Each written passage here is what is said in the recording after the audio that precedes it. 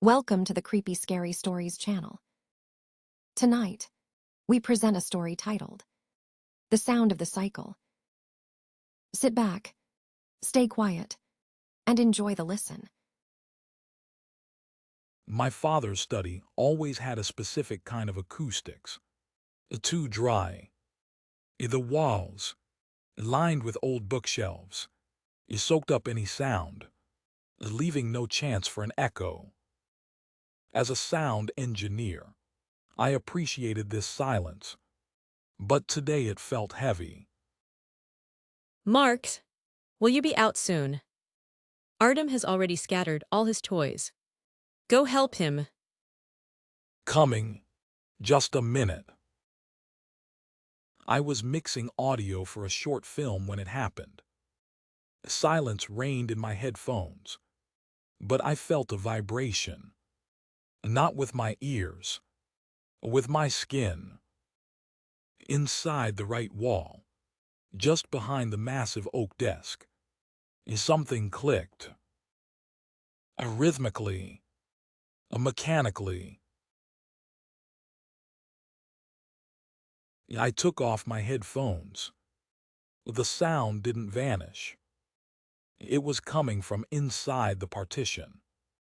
It sounded like an old drive or a jammed reel. I pressed my ear against the wallpaper. There, behind the drywall and wood, something was alive. Something with its own pulse. I had never done any renovations in this house. After my father's death, everything remained untouched. I took an ordinary kitchen knife and began to tap carefully on the wall. In one spot, the sound turned hollow. With a few steady strokes of the blade, a layer of old wallpaper peeled away, revealing the edge of a metal niche. This wasn't part of the house's original structure.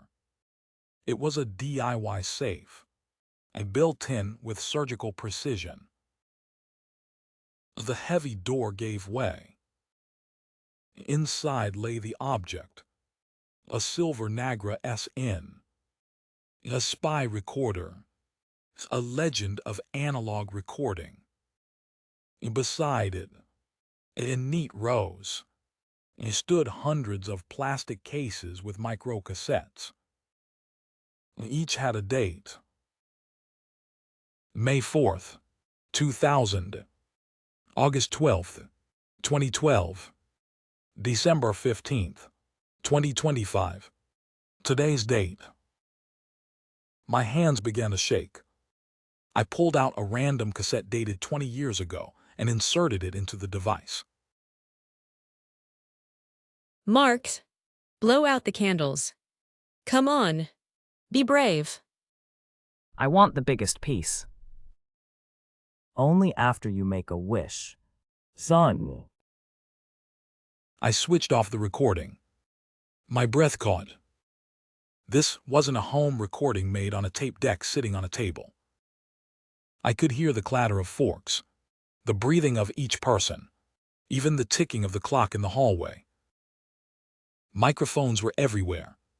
In the walls, in the ceiling, in the furniture. My father hadn't just lived with us. He had been documenting us. I began feverishly sorting through the tapes. First fight at school. First sex. Argument with Olna about moving. He knew everything. My every sigh. Every secret. But at the very bottom of the box lay 3 cassettes wrapped in black cloth. The dates on them made my heart stop. December 20th, 4 p.m. Victor. December 20th, 8:14 p.m. Jonathan. December 20th, 8:35 p.m. Tower. Today is December 20th. The clock reads 20 minutes to 4 in the afternoon. I ran out into the yard without a coat. The December air scorched my lungs, but all I felt was the searing heat in my temples. 1556. The fence between our plot and Victor's house was low. I could see the light in his living room. The old man sat in an armchair in front of the TV. His profile was motionless, peaceful. See, he's just watching the news. Everything is fine. But something inside was screaming, "Stop this! Change the script." I ran up to his glass veranda. I just wanted to call out to him, to make sure he wouldn't just fall. 1559.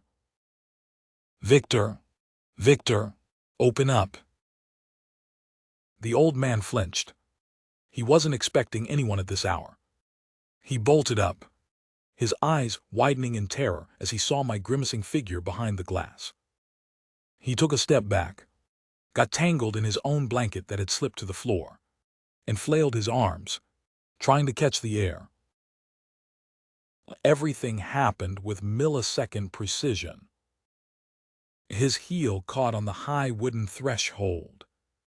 Victor's body tilted back as if in slow motion.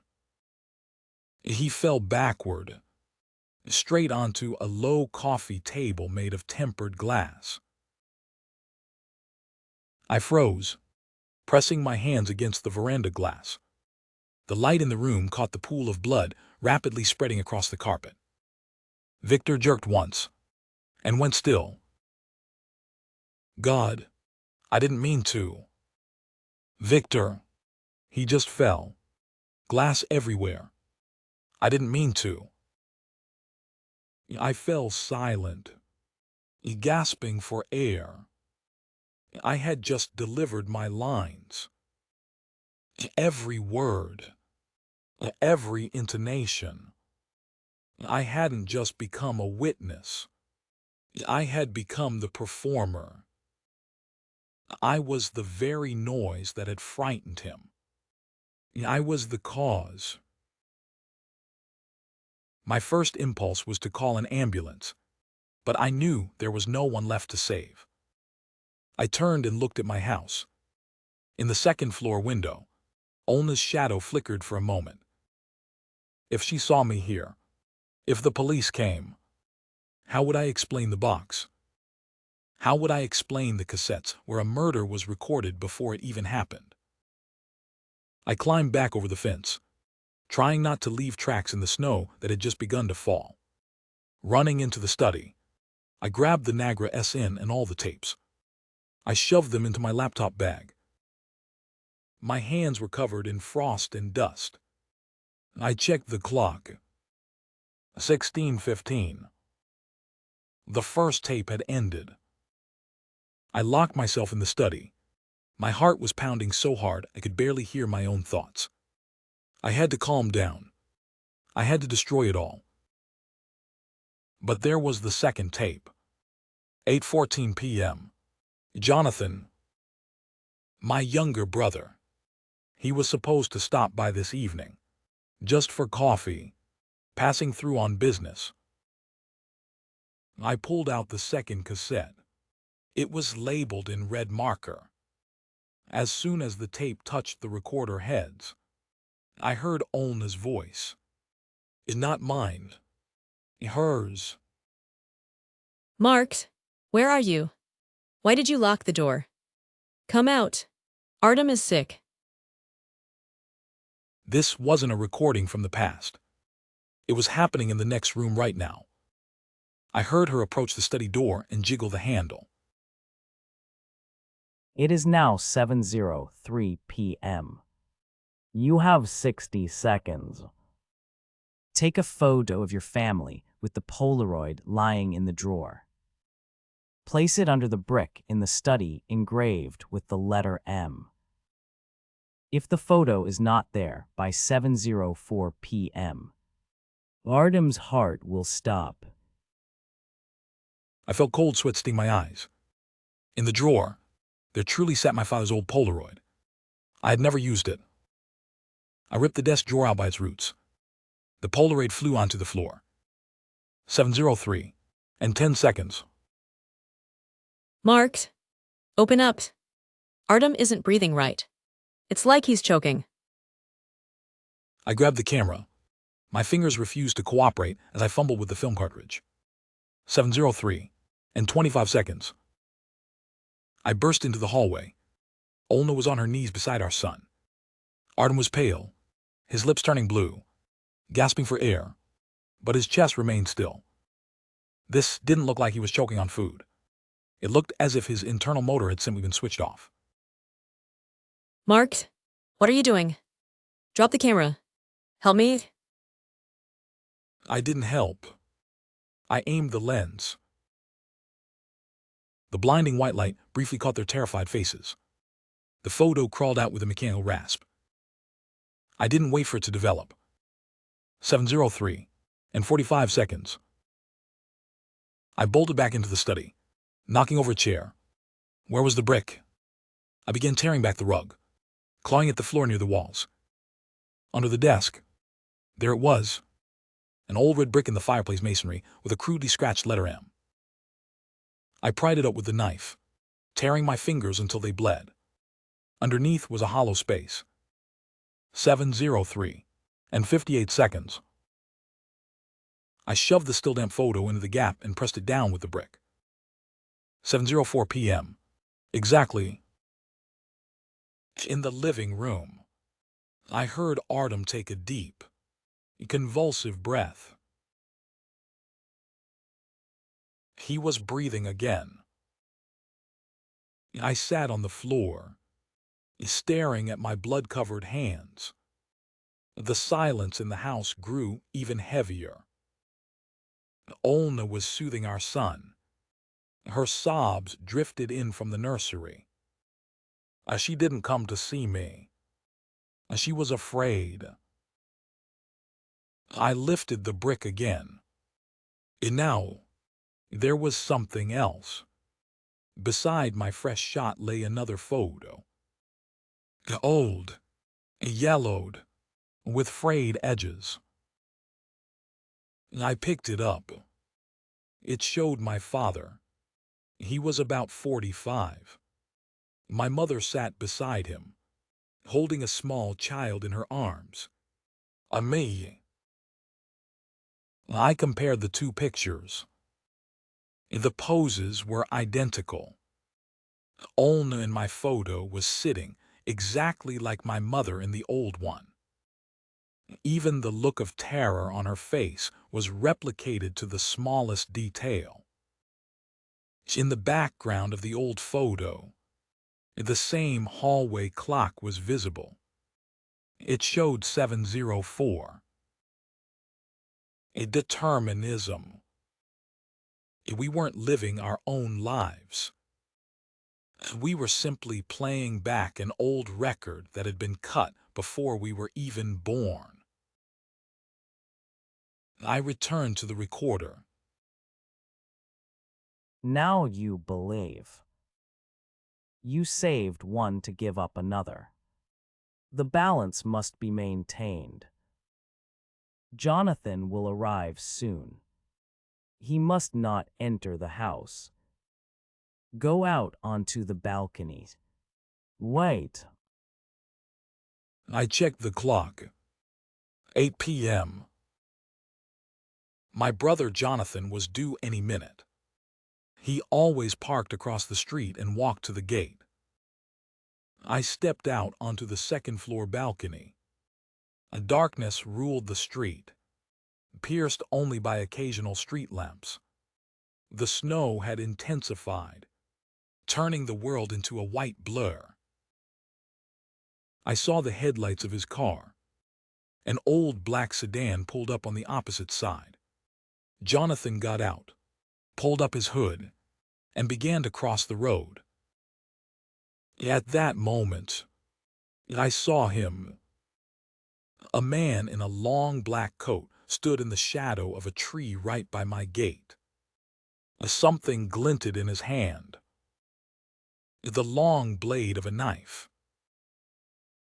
My plan was simple. Stay silent.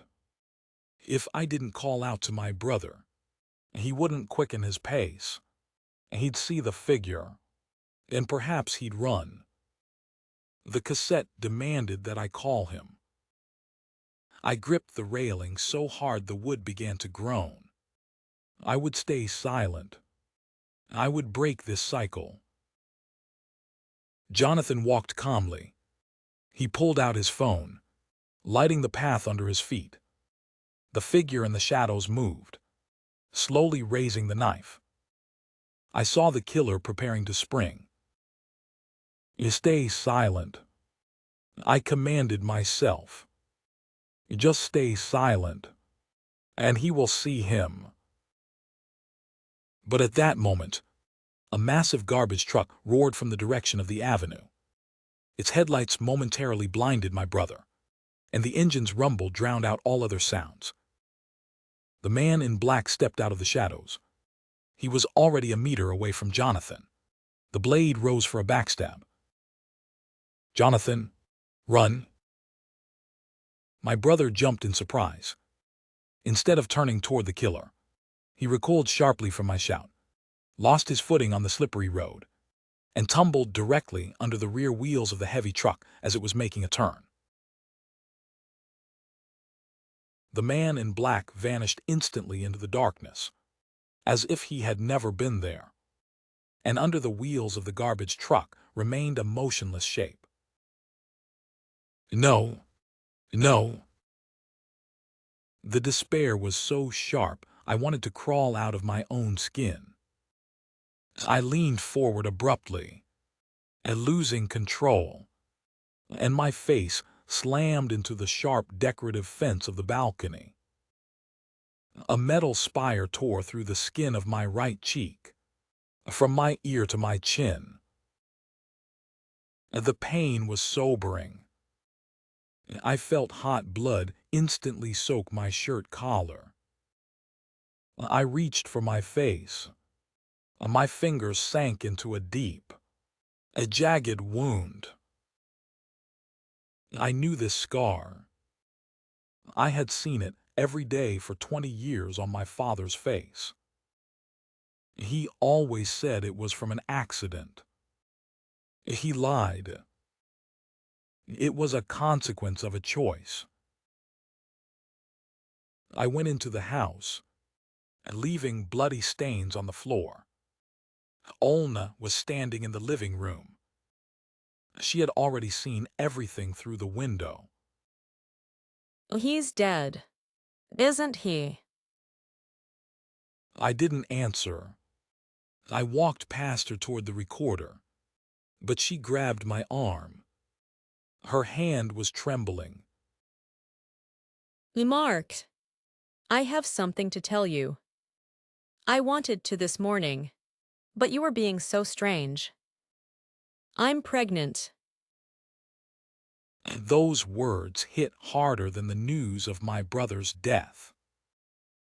I slowly turned to her. My face was covered in blood, one side of my mouth twitching because of the torn cheek. What will it be? The doctors say, a boy. I closed my eyes. I would have a son. I would name him Jonathan. And in 20 years, I would stand here, in this very spot, and watch him die under the wheels of a truck because I wouldn't be able to stop myself from screaming. And the circle was complete.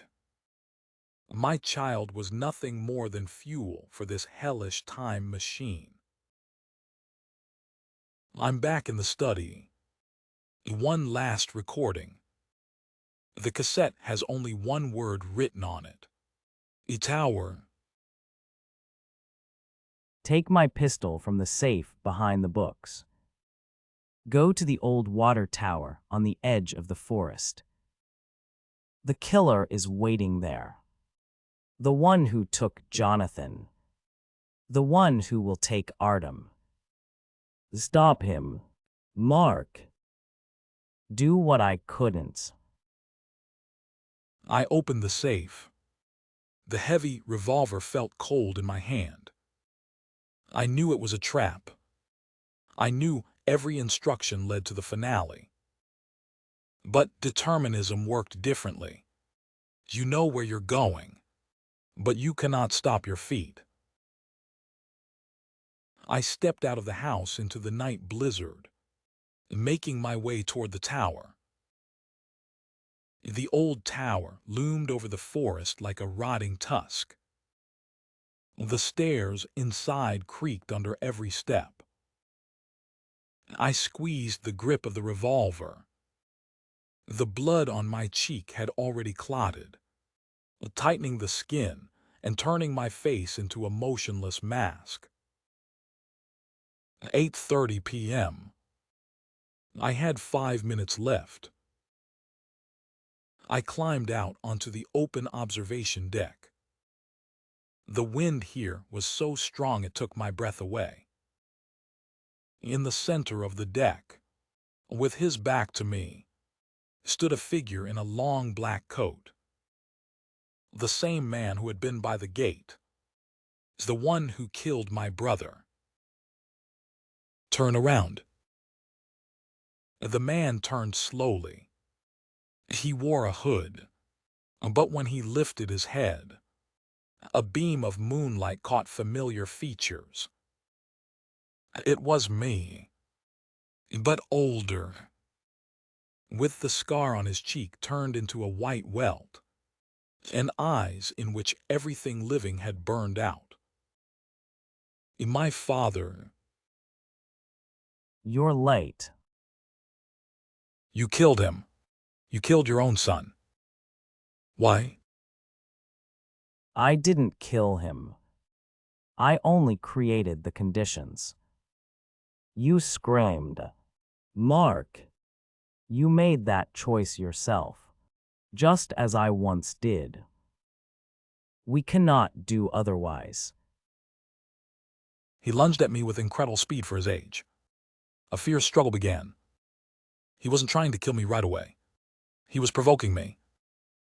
He struck precisely at the wound on my cheek, forcing me to feel every second of the pain. He pulled out a knife, the same one from by the gate, and deliberately drew it across my already torn face, deepening the wound. It has to look the same.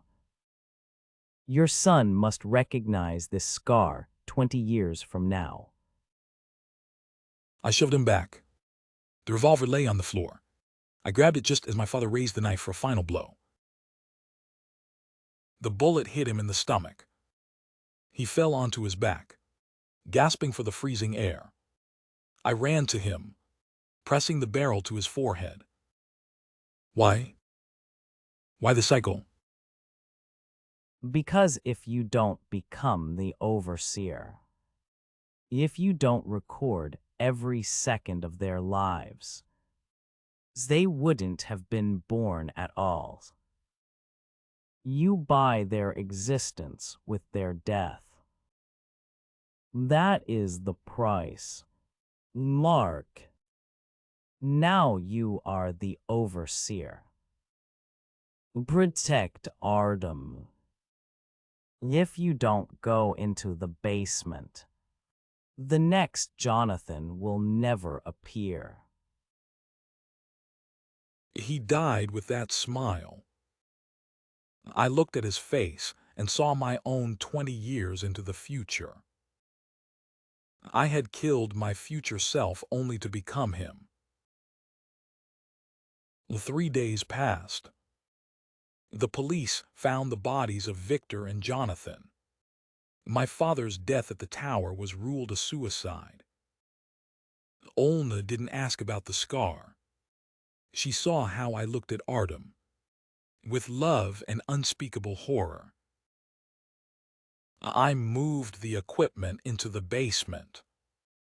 I soundproofed it completely. And now it is my tower, in my prison. I installed microphones throughout the house, in the walls, in the crib, in the toys.